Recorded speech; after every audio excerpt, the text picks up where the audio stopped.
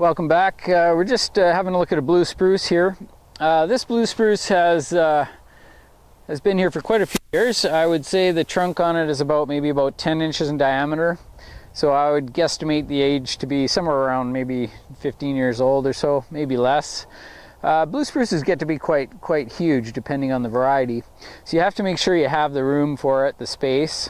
And so I guess this is an example of a relatively young tree still.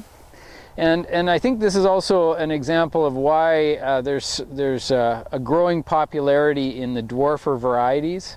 And some of the nice columnar varieties of spruces are very nice and slender, and they are just great. They fit into small spaces, they don't take up all the width, but after a few years they still gain that beautiful conical shape that you look for in a blue spruce. And of course the color is great too. You know, it's always nice to have a little bit of that blue foliage blended in with your plants. Gives you the evergreen, but it also gives you the blue color.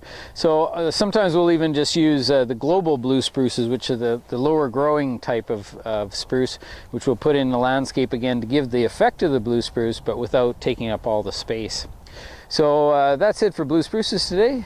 Thanks again for tuning in.